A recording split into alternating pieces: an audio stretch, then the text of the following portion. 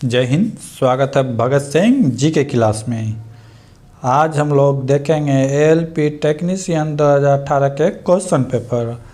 अगर आप भी इस क्वेश्चन को कंटिन्यू करना चाहते हैं तो अभी भगत सिंह जी के क्लास को सब्सक्राइब करें और इसी तरह क्वेश्चन का लुत्फ उठाते रहे। पल पल रेलवे के हर अपडेट के लिए सब्सक्राइब करें भगत सिंह जी के क्लास। अगर इसका आप पीडीएफ लेना चाहते हैं तो टेलीग्राम से जुड़े भगत सिंह जी के क्लास से। आज देखते हैं आज का पहला क्वेश्चन। थर्ड शिफ्ट का क्वेश्चन है 13/8/2018 के जो एग्ज़ाम हुए थे थर्ड शिफ्ट में। पहला क्वेश्चन है, ध्वनि किस माध्यम से नहीं गुजर सकती है। बार बार आप लोग से अनुरोध करते हैं, क्वेश्चन पूरा पढ़े, यहाँ पे नहीं दिया है। तो ध्वनि किस माध्यम से नहीं गुजर सकता है, तो ध्वनि तरल से तो गुजरेगा, वायु से भी गुजरेगा, निर्वात से नहीं गुजर सकता है, ठोस से भी गुजरेगा। ध्वनि को चलने के लिए एक मीडियम की ज़रूरत होती है, मीडियम की ज़रूरत होती है। बिना मीडियम का ध्वनि नहीं चल सकता है। तो ध्वनि के चलने के लिए मीडियम चाहिए। अगर प्रकाश की बात करें, लाइट की बात करें, तो उसे वो निर्वात में भी गमन कर सकता है, लेकिन ध्वनि नहीं। अगला क्वेश्चन है, सबसे बड़ी बहन की आयु क्या है यदि 3 वर्ष के अंतराल पर जन्म लेने वाली 5 बहनों की आयु का योग 50 वर्ष है। तो पूछ रही है सबसे बड़ी बहन। तो मान लेते हैं कि बहन की सबसे छोटी बहन की उम्र मान लेते हैं सबसे छोटी का x। तो दूसरा का क्या हो जाएगा, 3-3 साल के अंतराल पर हो रहा है, तो x+3।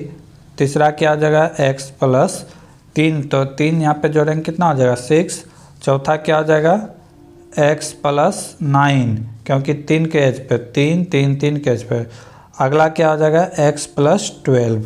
ठीक है, इसी का दिया हुआ है टोटल 50 वर्ष। क्वेश्चन में ही इस बात को कहा गया है कि टोटल सब पाँचों बहन का उम्र जोड़ दिया जाए तो कितना है, 50 वर्ष है। तो हो गया। अब यहाँ पे हम x का वैल्यू निकाल लेंगे। ये 3 यहाँ से क्या आएगा, 3 सब नॉमिकल को जोड़ देंगे, 3, 6, 9, 12 कितना हो गया, 3 दूना 6, 9 दूना 18, 3 30, यानी कि 1 2 3 4 5, 5x + 30 = 50। ठीक है, तो 5x का वैल्यू हम निकाल लेंगे। 5x बराबर हो जाएगा 50 - 30। ठीक है, 5x बराबर क्या हो गया, उधर जाके माइनस होगा तो कितना बचेगा, 20। x 5 से कट जाएगा कितना बार में, 4 टाइम में, यानी कि x का वैल्यू निकल गया 4। सबसे छोटी बहन कितना साल का है, 4 साल। और दूसरे की बात करें तो 7, तीसरे की बात करें तो 10, चौथे की बात करें तो 13, पाँचवें की बात करें तो 16 वर्ष। यानी कि सबसे बड़ी बहन का उम्र कितना है, 16 वर्ष। राइट आंसर 16 वर्ष, ये देख सकते हैं यहाँ पे। अगला क्वेश्चन, बाबर की जीवनी बाबरनामा की रचना किस भाषा में की गई है। बाबर की जो जीवनी है बाबरनामा तुर्की भाषा में किया गया है। कौन भाषा में किया गया है, तुर्की में। उर्दू देख के मत मारिएगा, क्योंकि बाबर जो थे वो विदेशी थे, अफगानी थे, तो वहाँ पे भाषा क्या था, तुर्की। अगर इसी का बात किया जाए, बाबर की आत्मकथा लिखा है बाबर ने अपने बारे में।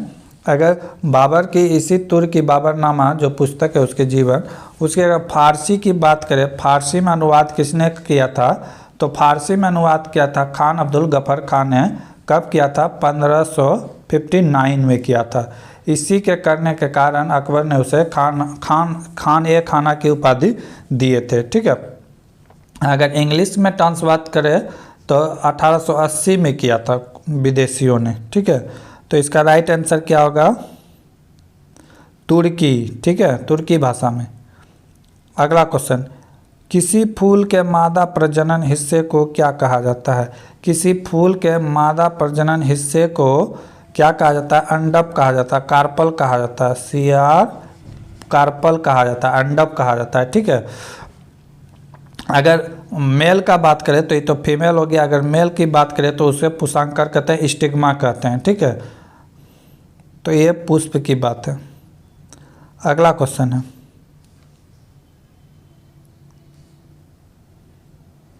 किसी सुबह x और y किसी पार्क में एक दूसरे के तरफ चलते हुए प्रस्थान करते हैं और वे दोनों जब एक दूसरे से मिलते हैं तो उस समय y की छाया x के दाहिनी ओर बनती है। x किस दिशा की ओर खड़ा है?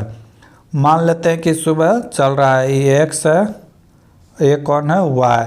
दोनों एक दूसरे की दिशा में, ठीक है, ये y है, चल रहा है। सवेरे है, सवेरे जब वो होता है तो सूर्य पूर्व की ओर उगता है। किधर उगता है? पूर्व की ओर। ये क्या है? सन है, सन। तो अब कह रहा है कि y का छाया x के दाएं ओर, ये y है तो y का छाया x के दाएं ओर, ये x है तो ये इसका लेफ्ट राइट साइड है। ये कौन है? Right side. इसका कौन है? Left side. तो कह रहा है कि ये जो y का छाया है x के राइट साइड बन रहा है, इधर बन रहा है, y का छाया यहाँ पे बन रहा है, शेडो, ठीक है। तो पूछ रहा है कि बनता है तो किस दिशा की ओर खड़ा है? तो x किस दिशा की ओर खड़ा है? तो x का मुंह किधर है? उत्तर दक्षिण की ओर है ना, दक्षिण की ओर। तो इसका मुंह किधर है? दक्षिण की ओर, ठीक है। तो ये दक्षिण हो गया। अगर y का पूछता तो y किधर है? उत्तर की ओर। y का मुंह किधर है? उत्तर की ओर, ठीक है। क्योंकि सवेरे, ये नहीं कहा कि सूर्य पूरब की ओर उगा है, लेकिन हमें पता है कि पूर्व जो उगता है वो किधर उगता है? पूर्व की ओर। सूर्य उगता है पूर्व की ओर। यही शाम के बेला करता है तो सूर्य इधर आ जाता है, तो फिर उल्टा बनता है। ये सब ध्यान रखना है, रीजनिंग का क्वेश्चन है। अगला क्वेश्चन है, उद्योगों में प्रयुक्त शक्ति का इकाई क्या होता है? किलोवाट दिया हुआ है, जूल दिया है, वाट्स दिया है, हॉर्स पावर दिया गया है। इसमें जो है हॉर्स पावर होगा, एक हॉर्स पावर का मात्रा होता है 746 किलोवाट, ठीक है। किसी भी उद्योग धंधा में जब हॉर्स पावर में यूज होता है, ठीक है। जैसे हो गया आपका ट्रक खींच, यानी कि क्या कहते हैं, रेल को खींचने वाला इंजन, तो भी हॉर्स पावर में देखा जाता है। जूल सबसे छोटे इकाई, 1 किलोवाट घंटा में 3600 जूल होता है। तो ये सब इकाई उसी का है, लेकिन सबसे बड़ा इकाई क्या है? हॉर्स पावर है, अश्व शक्ति कहते हैं इसे। कह रहा है अगला क्वेश्चन, 2 या 2 से अधिक तत्व के योग से बना, क्या कहते हैं उसे? 2 या 2 से अधिक तत्वों से बना उसे क्या कहते हैं? यौगिक कहते हैं। अगर मूलक की बात करें तो ये रेडिकल होता है संयोगता, जब 2 इलेक्ट्रॉन आपस में मिलकर संयोग करते हैं, संयोगता। परमाणु वह छोटा कण है जिसे विभाजित नहीं किया जा सकता है। तो ये आसान सा क्वेश्चन था। अगला क्वेश्चन है, प्रश्न चिन्ह के स्थान पर आने वाली आकृति को चुनें। तो यहाँ पे देखा जाए तो यहाँ आकृति चुनने की बात कर रहा है। तो यहाँ पे देखिए, पहले में जो है जो सिंबल है सेकेंड में जो जाके हुआ, तो वो सिर्फ जो सेकेंड में जाके ऐड हुआ वही थर्ड में है। इसमें जो जैसे डंटा लगा ये 0 आया, ठीक है। तो इसी को सिर्फ लिया गया है। जैसे ये सेकेंड वाला में भी ये पहले से था तो सिर्फ इसमें प्लस का चिन्ह आया। तो थर्ड वाला भी हम देखेंगे कि क्या हो रहा है। ये नीचे में इस तरह जो बना हुआ है ये पहले से है, ठीक है, ये पहले से है। तो इसमें लगा क्या? सिर्फ इस तरह का डंटा लगा, जो एन जिसमें होगा ऑप्शन डी सही है, ऑप्शन डी सही है। अगला क्वेश्चन है, निम्नलिखित उपकरण में कौन सा चालक में विभवांतर बनाए रखने में मदद करता है? तो ये कौन होता है? सेल होता है। सेल या बैटरी ये मदद करता है। वोल्ट मीटर से तो वोल्ट नापा जाता है, आम मीटर से विद्युत धारिता नापा जाता है, ठीक है। अगला क्वेश्चन है, निम्नलिखित अक्षांकीय क्रम में प्रश्न चिन्ह द्वारा दर्शाए गए अनुसार एक अक्षर अनुपस्थित है, दिए गए विकल्पों में से अनुपस्थित अक्षर का चयन करें। क्या लिखा हुआ है? 5E 7F H11, ठीक है, K17, ठीक। तो पूछ रहा है अगला क्रम क्या होगा। तो यहाँ हम देख रहे हैं कि 5 के बाद 7 हो रहा है, 7 के बाद 11 हो रहा है, 11 के बाद 17 हो रहा है। तो यहाँ पे कितना बढ़ा? 2 बढ़ा। यहाँ पे कितना बढ़ा? 4 बढ़ा। यहाँ पे कितना बढ़ा? 6 बढ़ा। तो अगला क्या हो जाएगा? 8 बढ़ेगा। तो 17 में 8 जोड़ेंगे तो क्या हो जाएगा? पहला तो मिल गया 25 होगा, ठीक। अब उसके बाद ई पे 1 जोड़ा तो एफ हुआ, एफ में 2 जोड़ा तो एच हुआ, एच में 3 जोड़ा तो के हुआ, के में तो फिर कितना जोड़ेंगे? यहाँ पे 1 जोड़ रहे हैं, यहाँ पे 2 जोड़ रहे हैं, तो यहाँ 3 जोड़, तो अगला क्या जोड़ेंगे? 4। के में 4 जोड़ेंगे तो क्या हो जाएगा? के 11 होता है, 4 डालेंगे तो ओ हो जाएगा, तो क्या हो जाएगा 25 ओ राइट आंसर होगा। अगला क्वेश्चन, किसी खाली टंकी को एक पाइप 4 घंटे में भर सकता है जबकि दूसरा पाइप भरी हुई टंकी को 10 घंटे में खाली कर सकता है। जब टंकी आधी खाली थी तो दोनों पाइप को एक साथ खोल दिया गया, टंकी कितने समय पे भर जाएगा? तो क्या कर रहा है, पाइप ए जो है कितने घंटे में भरता है, 4 घंटा में भरता है। पाइप बी क्या कर रहा है कि इसे 10 घंटा में खाली कर देता है, 10 घंटा में खाली कर देता है। तो क्या करेंगे, दोनों का एलसीएम ले लेंगे, लघुत्तम समवर्तक ले लेंगे, कितना हो गया 20 हो गया, यानी कि धारिता पता चल गया। दोनों का लघुत्तम ही क्या है, उस टैंकी की धारिता है, क्षमता है। तो 20 हो गया, ये कितने बार में, 5 बार में, ये कितना बार में, 2 बार में। इसका मतलब क्या हुआ कि पूरा टैंकी का क्षमता कितना है, 20 लीटर है, ठीक है। और ये 1 घंटा में 5 लीटर भरता है और ये क्या करता है, 1 घंटा में 2 लीटर खाली कर देता है। लेकिन कह रहा है क्वेश्चन में टंकी पहले से आधे भरा हुआ है, आधा भरा हुआ है, यानी कि ऑलरेडी इसमें 10 लीटर पानी है, ठीक है, 10 लीटर पानी है। तो क्या कह रहा है कि एक साथ खोल दिया जाए तो टंकी कितने देर में भर जाएगा? यानी कि भरने की बात करें, अगर टंकी भरने की बात करें तो हमको भरना कितना है, 10 लीटर ही पानी भरना है, ठीक है। लेकिन 1 घंटा में कितना भरा रहा है, वो 5 भर रहा है, तो ये 3 खाली कर रहा है, 2 खाली कर रहा है। तो 1 घंटा में मात्र कितना भरा है, 3 लीटर। तो 10 लीटर भरने के लिए कितना चाहिए, 10 को 3 से डिवाइडेड कर देंगे, 3 बार में 3 घंटा और बचा कितना, यानी कि बचा हुआ है 200 लीटर, तो वो कितना देर में भरेगा, 20 मिनट में। तो कितना हो जाएगा, 3 घंटा 20 मिनट में टंकी पूर्ण रूप से भरा है। यहाँ क्वेश्चन में थोड़ा सा डीपली किया गया था कि आधा टंकी भरा हुआ है पहले से। अगला क्वेश्चन, निम्नलिखित में किसका प्रयोग पेयजल को कीटाणु रहित करने के लिए किया जाता है? तो ब्लीचिंग पाउडर होगा। ब्लीचिंग पाउडर जो कीटाणु रहित होता है, ये कीटाणु नाशक होता है, इससे मार दिया जाता है। अगला क्वेश्चन, दिए गए वेन आरेख में कौन सा स्थल उन लोगों को प्रतिनिधित्व कर रहा है जो सभी तीनों खेल खेलते हो? तो कह रहा है कि तीनों खेल खेलता हो। तो यहाँ पे देखिए एस ऐसा है जो तीनों डायग्राम पे आता है, कबड्डी भी खेलता है, फुटबॉल भी खेलता है और क्रिकेट भी खेलता है। तो इसका राइट आंसर क्या हो जाएगा, एस, ठीक है, एस। अगला क्वेश्चन, क्वेश्चन मज़ेदार है, थोड़ा ध्यान से देखना है। एक त्रिभुज ए बी सी में समकोण बी पर B C 5 centimetre, A B 8 centimetre. यदि त्रिभुज ए बी सी का परिवृत्त बनाया गया है तो वृत्त की त्रिज्या ज्ञात करें, ठीक है। क्वेश्चन अच्छा है, देखेंगे। कह रहा है कि एक क्या है, त्रिभुज है जिसका नाम क्या है, ए है, बी है, सी है। अब कह रहा है कि इसके अंदर, ठीक है, पहले नाम देते हैं, यहाँ पे 90 डिग्री का एंगल बन रहा है, ठीक है। कह रहा है बी सी बराबर 15, बी सी बराबर 15, ठीक। ए बी बराबर 8, ए बी बराबर 8 दिया हुआ है, ठीक। तो त्रिभुज का ए बी सी के परिवृत्त मतलब त्रिभुज के अंदर, ठीक है, त्रिभुज के अंदर एक वृत्त बनाया गया है। त्रिभुज के अंदर एक क्या किया गया है, वृत्त बनाया गया है, ठीक है। त्रिभुज के अंदर क्या किया गया है, एक वृत्त बनाया गया है, वृत्त बनाया गया है, ठीक।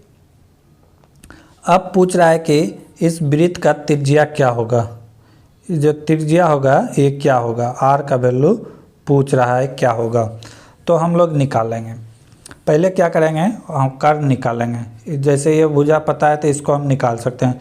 तो क्या हो जाएगा, 15 का स्क्वायर प्लस 8 का स्क्वायर कितना हो गया, 225 प्लस 64, 289, यानी कि एक कर्व निकल गया 17, ठीक है, कर्व निकल गया 17। अब हम यहाँ से क्या करेंगे, क्या समकोण त्रिभुज का क्षेत्रफल निकाल लेंगे, ठीक है, समकोण त्रिभुज का क्षेत्रफल निकाल लेंगे। समकोण त्रिभुज का क्षेत्रफल निकालेंगे तो क्या होगा, समकोण त्रिभुज का क्षेत्रफल क्या होता है 1/2 आधार, आधार कितना है 15, आधार गुना शीर्षलंब, शीर्षलंब कितना है 8, 2 से कट गया कितना बार में 60, ठीक है 60 मीटर स्क्वायर, यानी कि समकोण त्रिभुज का क्षेत्रफल निकल गया। अब हमें क्या निकालना होगा, त्रिज्या निकालने के लिए त्रिज्या का बराबर होता है क्षेत्रफल बटे अर्ध परिमाप। तो त्रिभुज का अर्ध परिमाप निकालने के, पेरीमीटर निकालने के फार्मूला था S बराबर तीनों भुजा का योग बटे 2, ठीक है। तो कर देंगे 8 + 15 + 17 बटे कितना हो जाएगा 2, इसको जोड़ेंगे कितना हो जाएगा 15 23 17 कितना हो गया 40, 40 बटे 2 ये कितना हो गया 20, यानी कि परिवृत्त कितना निकल गया, ये निकल गया पेरीमीटर 20। अब क्या कर रहा है कि त्रिज्या पूछ रहा है, तो त्रिज्या बराबर होता है,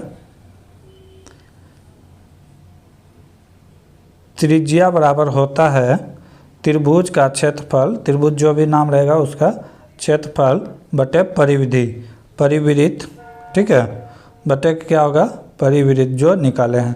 तो क्षेत्रफल कितना निकला है 60, परिवृत्त कितना निकला है 20, कितने बार में कट जाएगा 3 बार में, यानी कि त्रिज्या कितना हो जाएगा 3 सेंटीमीटर, ठीक है। कोई दिक्कत,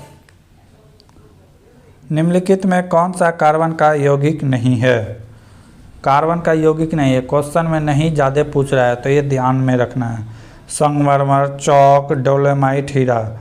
बहुतेक लगता होगा कि हीरा कार्बन का ही यौगिक है, लेकिन हीरा कार्बन का यौगिक नहीं है, एक कार्बन का अपरूप है, ना कि यौगिक है। कार्बन और हीरा अपरूप है, ना कि ये यौगिक है। यौगिक मतलब होता है कि उसी कण से बना हुआ है, कार्बन से नहीं बना है। कार्बन बनाने के कई हजार करोड़ वर्ष हीरा का निर्माण होता है, कार्बन के ही खदान पे होता है, ठीक है। अगला क्वेश्चन, निम्नलिखित कथन को सर्वाधिक उपयुक्त विकल्प के साथ पूर्ण करें। एक शर्ट में हमेशा एक होता है, एक शर्ट में क्या होता है, एक हमेशा कॉलर होता है, बटन होता है, जेब होता है, कपड़ा होता है। तो कपड़ा ही नहीं रहेगा तो शर्ट बनेगा कैसे, ठीक है। तो ये राइट आंसर क्या हो जाएगा, कपड़ा हो जाएगा। अगला क्वेश्चन देखेंगे, अगर दर्पण ए बी की रेखा पर रखा जाए तो निम्नलिखित में आकृति की पहचान करें। कह रहा है ये दर्पण दिया हुआ है ए बी, ठीक है, और ये आकृति किस तरह बनेगा। तो ये जो ऐसा है बना हुआ, ठीक है, ये तो बिंदा इधर था तो इधर आ जाएगा, ठीक। अब इसका आकृति यहाँ पे ऐसा दिया हुआ है, ठीक है, इसके अंदर तो ऐसा आकार वाला किसमें डी में है, ऐसा ए भी मिलेगा बी वाला, लेकिन बी में ऐसे है तो ये गलत हो जाएगा। कौन सा ऑप्शन होगा, डी नंबर सही होगा। अब कह रहा है कि कार्बन सी के एक मोल में कितने परमाणु होते हैं। कार्बन के एक मोल पर 6.22 × 10⁻23 मोल होते हैं, ठीक है। इसे एगाडो नंबर भी कहते हैं, एगाडो नंबर भी कहते हैं, ठीक है। तो ये बात है, इसे एगाडो नंबर ही पूछ सकता है, इसे क्या कहते हैं, एगाडो नंबर भी कहते हैं। अगला क्वेश्चन, बल के समीकरण में F किसके बराबर होता है। बल यानी फोर्स में कह रहा है कि यानी कि न्यूटन के सेकेंड रूल के नियम के अनुसार क्या होता है, फोर्स बराबर होता है, बल बराबर होता है m × a। m यहाँ पे क्या है, मास है, ठीक है, मास है, यहाँ पे मास है, a क्या है, त्वरण है। तो ये फार्मूला है न्यूटन के द्वितीय नियम का, F बराबर ma, बल बराबर मास इंटू एक्सलरेशन। ये क्या है, एक्सलरेशन हिंदी में त्वरण कहते हैं। काम करने की क्षमता को क्या कहते हैं। मैक्सिमम लड़का यहाँ इस क्वेश्चन का गलत करेगा, शक्ति मारेगा, लेकिन काम करने की क्षमता को क्या कहते हैं, ऊर्जा कहते हैं, ठीक है। अगला क्वेश्चन है 62,500 रुपये का 21% की वार्षिक दर से 1.1/2 वर्ष का चक्रवृद्धि ब्याज क्या होगा। चक्रवृद्धि ब्याज पूछ रहा है, तो हम लोग आसान से फार्मूला लगाएंगे। अगर वैसे करने जाएंगे 1 + p बराबर तो लंबा होगा। हम लोग आसान सा फार्मूला लगाएंगे 21 प्लस आधा वर्ष में तो 21 का आधा कितना हो जाएगा 2 प्लस 21 इन प्लस 21/2/100। इसी को सॉल्व कर देंगे। ठीक है, इसको सॉल्व करेंगे कितना बार में कटेगा 10.5। तो इसको जोड़ देंगे तो कितना हो जाएगा 31.5। ठीक है, इधर भी जोड़ देंगे 31.5। लेकिन यहाँ पे क्या, यहाँ पे लघुत्तम ले लेंगे तो कितना हो जाएगा। इसको जब टोटल को सॉल्व करेंगे तो कितना आएगा 2.205। फिर ये दोनों को ऐड कर देंगे तो कितना हो जाएगा 33.705। अब इतना का 62% निकाल देंगे तो आ जाएगा आंसर, जो आएगा वही आंसर होगा।